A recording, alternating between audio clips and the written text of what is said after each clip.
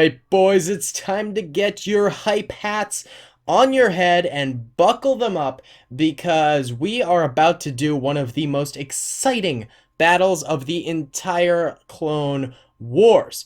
We are back on Umbara for week 3 in Clone Wars Recreated, and today we find ourselves with the 501st Legion being led by none other than the Mad Lad himself, Capitan Rex over here, and he is under the impression that they are going to be attacking Umbarans dressed as 212th Legion clone troopers. However, little do they know that Waxer, who is leading the 212th, where is he? He's over here. Waxer, leading the 212th clone troopers, is under the impression that Rex is in fact Umbarans dressed as clone troopers. So, pretty bad mix-up done on purpose by the cruel and horrible Jedi Master Pong Krell. But it will make for a pretty epic battle. So we have the 212th Clone Trooper Legion starting on this side of the Umbara map. And they've got probably around 200 to 300 soldiers. And the 501st Legion has the exact same amount of soldiers. And they are starting on this end of the battlefield over here. And both sides will be clashing in the middle. Each side has 2 mortars in the front, and then a huge line of infantry directly behind the mortars, and then farther back in the back of the map they have reinforcements that will be coming in. So the 501st has the same over here and back here, and the commanders of each side are going to be coming in the very back as well. It should be a very, very epic battle. I'm super excited. Unlike the TV show where they end up finding out, oh, hey, these are clones. That's not going to happen. We're just going to see who the victor is in this 1v1. I'm not going to end the battle halfway through and be like, oh, they figured out they were clones, because that'd be really lame for us to do. Although kind of heartbreaking that they have to murder their brothers. But this will be a bit of a test of mettle between the 501st and the 212th, and we'll find out who is the better Legion. Alright guys, well, without further ado, I'll be right back and we'll get this thing going. Hello friends, let me tell you about a little website called InstantGaming.com. They have deals on every game you could possibly imagine. It's honestly a really great site, and it's where I personally buy my games when I want to play them. It is completely not a scam. That's a question I get a lot because it just seems too good to be true. But unlike websites like G2A.com, this is completely legit. And if you have any problems, their customer support is fantastic. They are also running a giveaway for my channel this month. Link is in the description below if you'd like to win any game on their website. So I would just really appreciate it if you guys would check out those links in the description to instantgaming.com. Helps out my channel a ton, even just clicking on those. And if you see a game that you want and you want to pick it up, I highly recommend it. It's a great website. So, thank you guys so much for watching this sponsored ad, and thank you to Instant Gaming for sponsoring the channel. Have a nice video. Okay guys, let's get this thing started. Remember, if you enjoyed the video, hit that like button. Let's try and get to 1,000 likes in a day. It really helps out the channel a ton when we do stuff like this because it gets me placed in the algorithm a little bit better. So, if you remember to and you enjoy the video, I'd really appreciate it. Regardless, the 501st is walking on forward here, ready to meet their enemy, who they think are Umbarans, and the 212th are doing the exact same thing on the opposite end, and they see each other, they believe they are the enemy, and they begin to absolutely pepper both sides with tons and tons of fire. Luckily there's lots of rock outcroppings for both sides to take cover behind, which makes it so obviously they're not going to be getting stuck out in the open, which would be an absolute disaster. The 501st little squad right here getting wiped out almost immediately. A couple of mortar shots coming in late there. Didn't manage to clap any cheeks at that point. But the guys on the right are doing far, far better than those guys on the left were. And of course, the 212th is not without losses. We just saw a mortar shell hit right there and take out a pretty big drove of troopers. I think those mortars could be the biggest killers of this entire battle. They are just absolutely deadly. Where are they? There's one somewhere around here.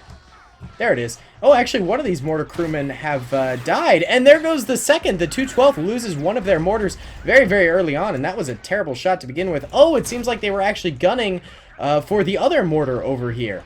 I see, I see. Keeping those mortars alive is going to be crucial to both sides' war efforts. The 212 still has their secondary mortar over here left alive. And it is taking some serious pot shots at these clones over here. But the 501st does have 2 mortars. And that's a pretty big, distinct advantage right here. Although I will say that the 212 seems to be doing better on the infantry front than the 501st. The 501st lost a lot in this early battle.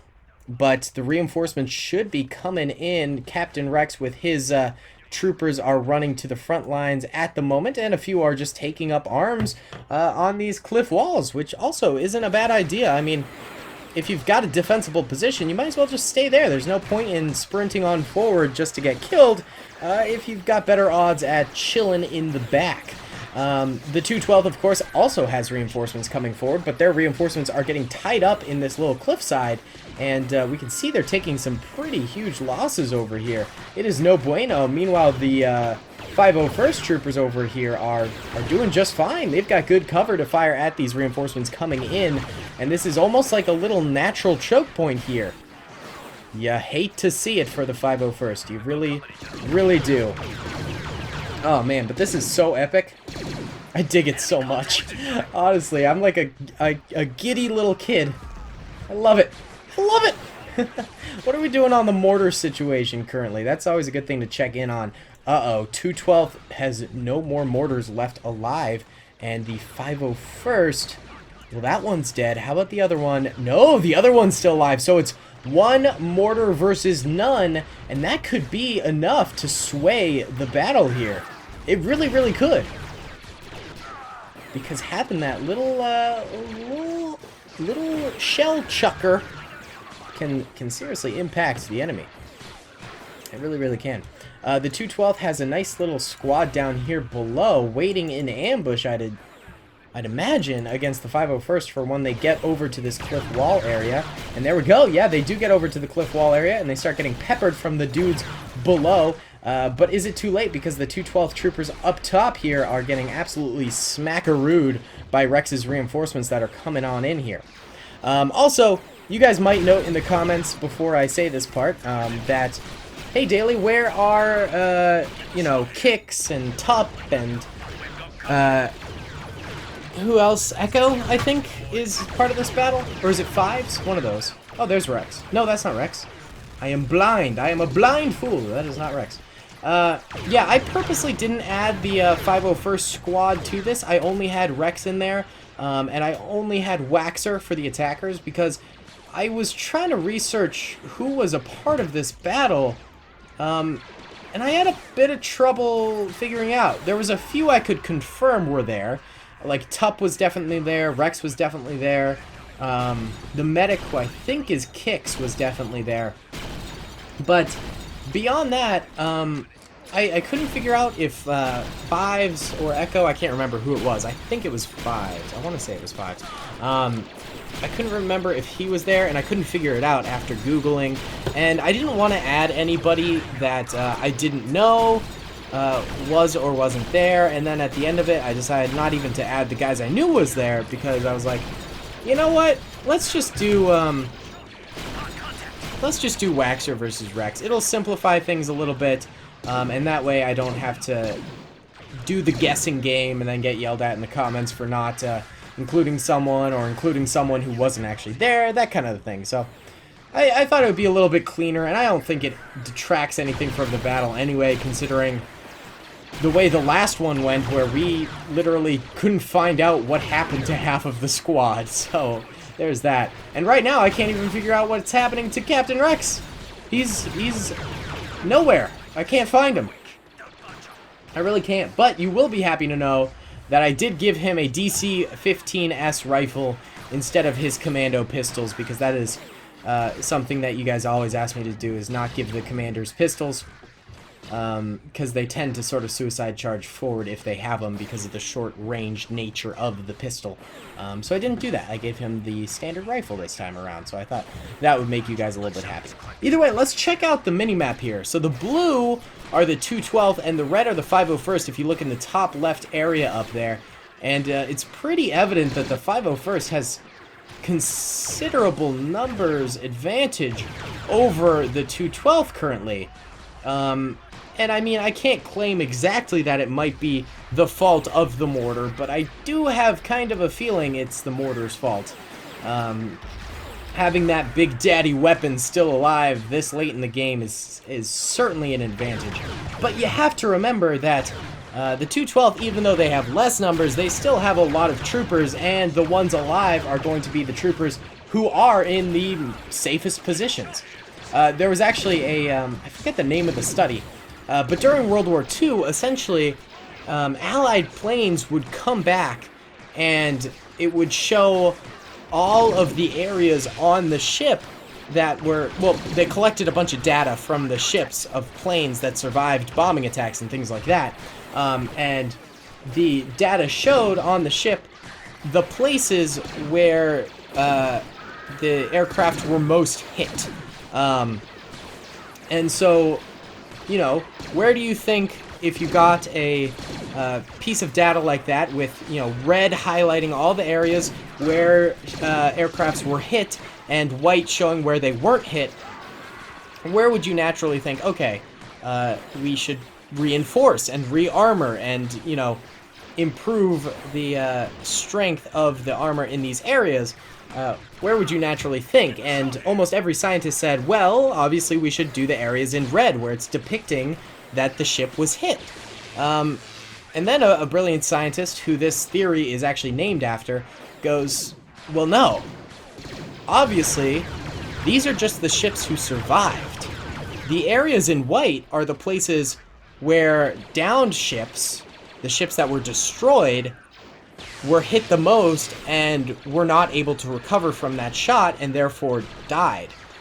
So the human reaction is to see the areas where, you know, things have the most damage and things like that and think, okay, we need to reinforce these areas, when in fact it's the places where you're not seeing damage because they never returned, because they were hit lethally, that you do need to reinforce. And I think the same applies to this strategy here, that the areas where there are the most 212th alive right now are the places where they need to hunker down because it's the strongest part of the plane.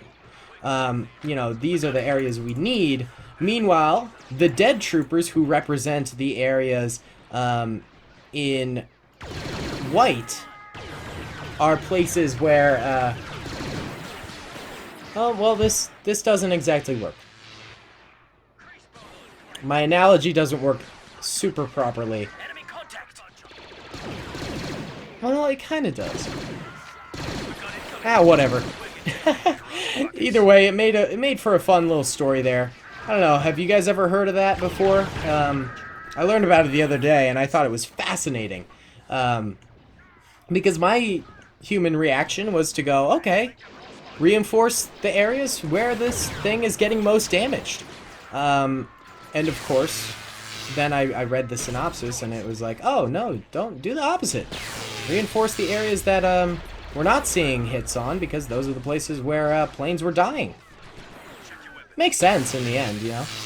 Regardless, the 501st is kind of pushing hard against the 212 at this point. But I think the 212 still kind of has a shot here.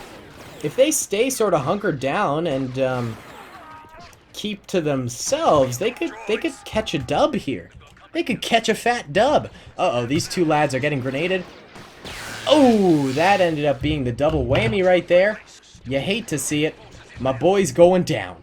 There seems to be, like, two major clusters of 501st. There's this group here, and then there's this group over here. Meanwhile, the 212th is very spread out at this point, in random locations. The survivors not exactly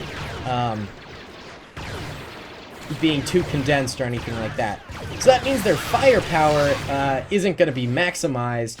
However, The fact that they're so split up across the battlefield does mean they might get some crossfire out, does mean they could hold some nice choke points in various locations. So I think they still got a pretty decent shot at winning this, as long as they make the most of what they're doing right now. That mortar is likely also out of range at this point. Yeah, it's not firing at all. How many kills has it gotten? 42! That's a lot. So I think the mortar's not really something they need to worry about at this point, which is very good. This could end up being the dub the 212 is looking for.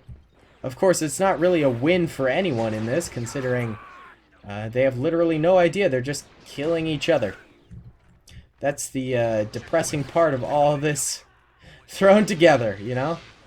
I kind of gave up on the search for Waxer and Rex. I don't think Waxer's alive at this point. Rex very well might be. Oh! It's Waxer! Speak of the devil, my boy is alive! Oh, Waxer, it's good to see you, pal. Salute to ya.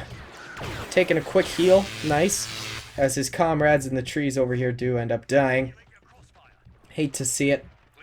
I haven't seen Rex this battle, though. Not since the very beginning. Let me know in the comments if you've seen him at all as I've sort of scanned the battlefield during this whole thing. I always like to see where they are, but can rarely find them. Someone recommended that I up the veterancy of the commanders, and that way... Well, here, let me see if I can find an example. Yeah, you see how they've got these little emblems above their heads? Well, if I do that and I up the veterancy, then it comes up with the veterancy above the emblem. So it'd be an easy way to spot them. But truth be told, I don't know how to up the veterancy. That's why I haven't done that. So I don't know. If you guys can explain to me how to do that, I'd gladly do it if it does help. I don't know if it does, because that's one of the things that... There's a lot of memes of me not being able to find where the commanders are. I think they're hysterical, but...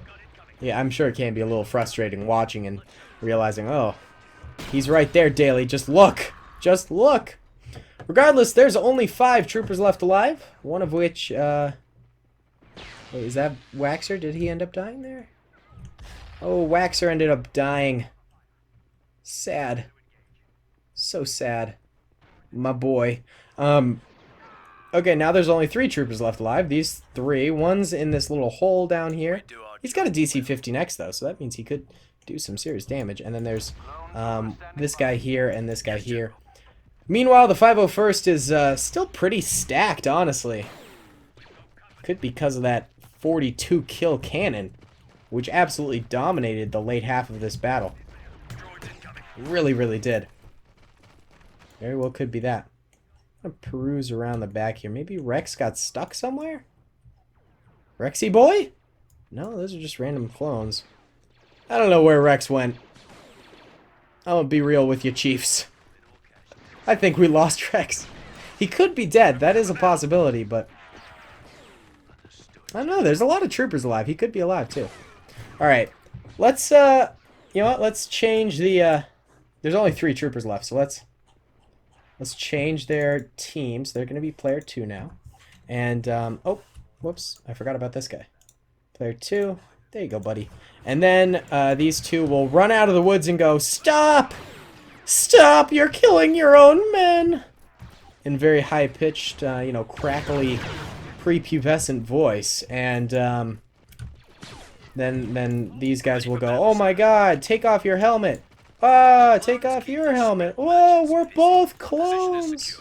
And then they'll cry because they murdered a ton of their own brothers, and it'll be very sad. Yeah. That was one of the Clone Wars episodes, and there was a couple that really, like, genuinely played at my heartstrings and made me go, like, oh my god, this is a kid's show? This is depressing. It really was an impactful and sad moment. It was tough. Either way, that was a very fun battle. I really, really enjoyed that, and I really hope you guys did too. Let's check out the deaths real quick. So, yellow are dead, 2 12th troopers. That mortar's still randomly firing. And, red are dead 501st, and both sides had considerable losses. 501st obviously had less, but, the 212th certainly did their best here. We can actually check and see how many kills all the mortars got, I think. So this one got 42. Yeah, you can see the little veterancy dots right there. That's what I was talking about.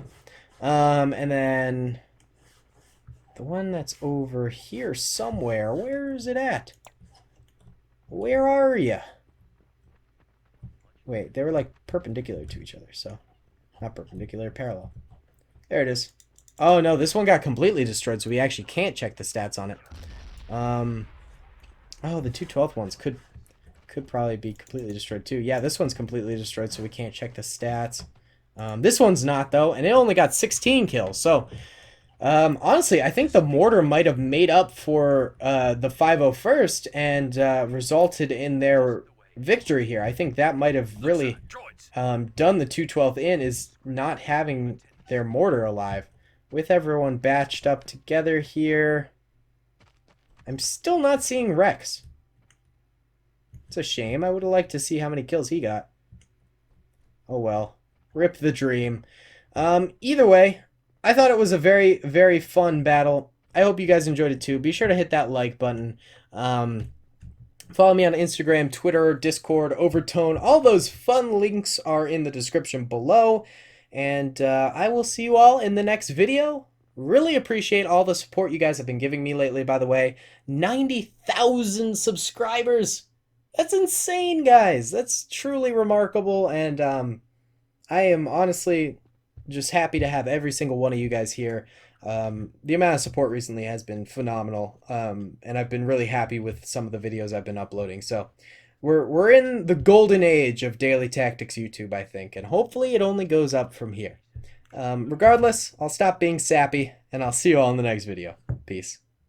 I hope you guys enjoyed that video. Be sure to click that subscribe button for more content, and hit the notification bell if you'd like to be alerted to whenever I live stream or upload. Thanks so much.